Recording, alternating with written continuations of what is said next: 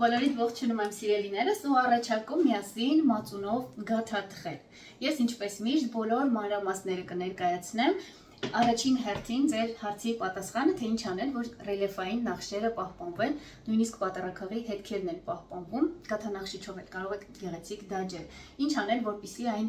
շատ նուրբ կառուցվածքը լինի, ոչ թե փափուկ, այլ հենց հալչող ու շատ նուրբ։ Ու մնացած բոլոր մանրամասները, նաև խորիզի հրաշալի բաղադրատոմս, որը երբեք խոնավ ու հում չի մնում։ Միջուկն ենք պատրաստում մեր խորիզը։ Մեզ հարկավոր է ալյուր։ Բոլոր բաղադրիչները, բոլոր կարևոր դիտարկումներով անպայման կգտնեք տեսանյութի ներքևում։ Փափուկ կարագ սենյակային ջերմաստիճանի։ Ավելացնում եմ նաև շաքարավազը, նաև մի քիչ վանիլին ըստ ճաշակի ու մի պտղունց աղ։ Շուտ բաղադրիչների մի փոքր այսպես առանձին խառնում եմ, հետո ամբողջը կարագի հետ միասին փշուրի վերածում։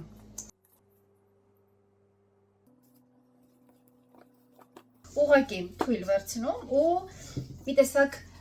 միմյանց հպելով փշուրի ենք վերածում, որպեսզի կարագի գնդերը բացվեն։ Կարծում եմ հայրենիներին սա բացատրելու կարիք չկա։ Խորիզի պատրաստ լինելը ստուգում ենք հետևյալ կերպ։ Եթե ձեռքում սեղմելիս հեշտ ձևը պահում է, հետո թույլ այդպես սեղմելիս նորից փշուրի է վերածվում, նշանակում է պատրաստ է։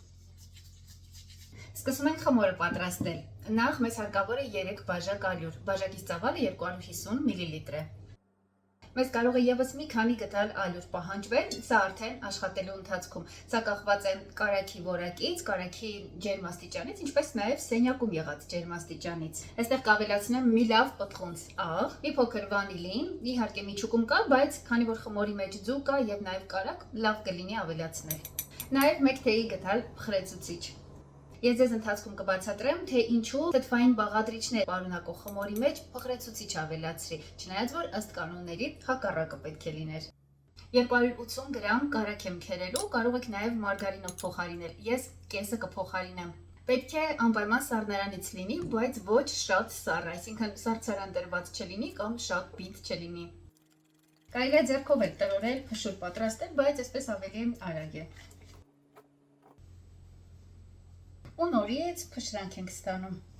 Գիտեք ինչու ենք գաթան պատրաստելիս սկզբում ալյուրով եւ կարագով փշրանք պատրաստում, հետո ավելացնում մնացածը։ Բանն այն է, որ այս կերպ ալյուրը ճարպոտվում է, այսինքն միախառնվում է եւ այլևս սոսնձանյութը չի կարողանում աշխատել ինչպես որ հարկն է։ Իսկ դա նշանակում է խմորի մեջ սպիտակուցային այն առաձգական էլաստիկ ցանցը չի առաջանում։ Հետևաբար, ինչ էլ որ թխենք նման խմորից, ստացվում է փխրուն ու շատ նուրբ կառուցվածքով։ Բաղադրիչները հենց այդ նպատակով էլ սառն ենք օգտագործում, դա նույնպես սոսնձանյութին խանգարում է աշխատել։ Մի խոսքով անում ենք ամեն ինչ, քիչ ենք հունցում, սառը բաղադրիչներով ենք աշխատում, խմորը երկար չենք թողնում, հենց դրա համար, որ սոսնձանյութը չսկսի աշխատել ու խմորը ձգվող չստացվի։ Ավելացնում եմ այստեղ 2 դեղնոց եւ 1 ամբողջ ձու։ 180 գրամ կաթնաթթվային մթերք ենք օգտագործելու, կարող է լինել մածուն, միայն թթվասեր կամ երկուսը խառնած, իմ դեպքում մի փոքր մասը թթվասեր է, մնացածը մածուն է։ Եթե կեֆիր եք օգտագործում, լավ կլինի մեծ մասը թթվասեր լինի, շատ քիչ մասը միայն կեֆիր։ Շաքարավազ եմ ավելացնելու 5-6 ճաշի գդալ։ Աշխատում եմ հեղուկ բաղադրիչներն առանձին մի փոքր խառնել, որքան հնարավոր է, նոր միայն խառնել ընդհանուրին։ Խմորը երկար չենք հունցում, ուղղակի մի փոքր խառնում ենք իրար ու հնարավորինս աշխատում ենք արագ ստանալ գունդ։ Իդեպ գունդը պարտադիր չէ, որ համասեռ լինի։ Սոդայով փխրեցուցիչով գաթաները շերտավոր գաթաներից տարբերվում են, ժողովուրդ, երբևէ ծեծելու կարիք չեն զգում, ընդհանրապես հակառակը, որքան հնարավոր է քիչ ենք աշխատում, քիչ ենք տանջում։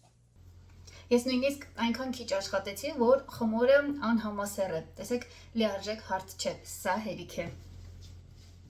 Հետո գնդերը պատրաստելիս արդեն նորմալ տեսքի կգա, չանհանգստանաք։ Դնում եմ սառնարանն ու թողնում մոտավորապես 30 րոպե, շատ երկար հարկավոր չէ։ Ժամանակը լրացավ, շարունակում ենք։ Մեկի հետ հիմա կաշխատեմ, մյուսը կդնեմ սառնարանը։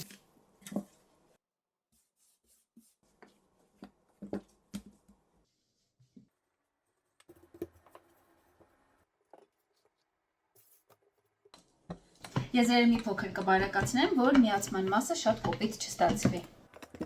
Իսկ այս մեջտեղի մասը միշտ մի փոքր ավելի հաստ ենք թողնում։ Խորիզը բաժանում եմ 2 մասի։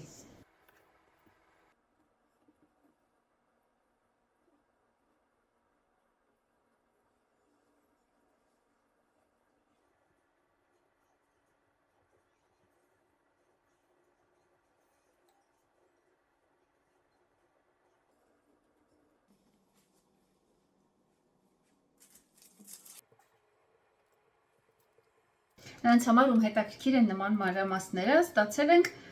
մոտավորապես 27 սանտիմետր։ Ձևավորել են արդեն յուրաքանչյուրն իր ճաշակով ու նախասիրությամբ։ Վրան քսում եմ 1 դեղնուցի և 1 թեյ գդալ կաթի խառնուրդ։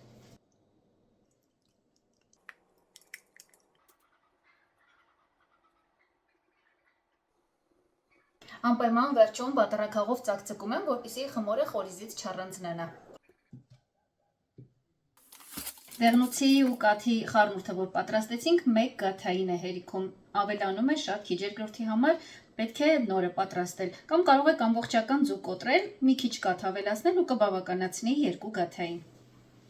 Յուրաքանչյուրը մոտ 20 րոպեում թխվեց ու պատրաստ են։ Իհարկե ժամանակը կողմնորոշվելու համար է անպայման հետևեք։ Թխել եմ նախապես տաքացված ջեռոցում, ջերմաստիճանը միջինը 190 աստիճան։ Վերևի և ներքևի ջեռուցումն եմ միացրել առանց կոնվեկցիայի։ Շատ սիրում եմ այս համամասնությունը, տեսեք բավականին շատ միջուկ է, խմորն էլ շատ հաստ չէ, բայց նաև շատ բարակ չէ։ Իդեպ խմորն այնքան համեղ է, որ կարող եք նաև խորիզը պակաս օգտագործել ու ստանալ բավականին հաստ խմորի շերտ։ Միևնույն է, շատ համեղ է լինելու։ Ինձ հաճախ են հարցնում, թե ինչ անել, որպեսզի թխելուց հետո մածունով գաթան այս ռելիեֆային գեղեցիկ նախշերը պահպանի, որպեսզի դրանք չհարթվեն։ Նույնիսկ եթե ուշադրություն դարձնեք, այստեղ պատառաքաղի փոքրիկ ոչ շատ խորը հետքերը լիարժեք պահպանվել են։ Սա նշանակում է, որ եթե գաթանախշիչով գեղեցիկ դաջվածքներ անեք, թխվելուց հետո դրանք նույնպես գեղեցիկ պահպանվելու են։ Ինչն է ազդում դրա վրա։ Առաջին հերթին ուշադրություն ենք դարձնում ճարպի և մնացած բաղադրիչների հարաբերակցությանը։ Հատկապես հեշտ է համեմատել կաթնամթերքի հետ։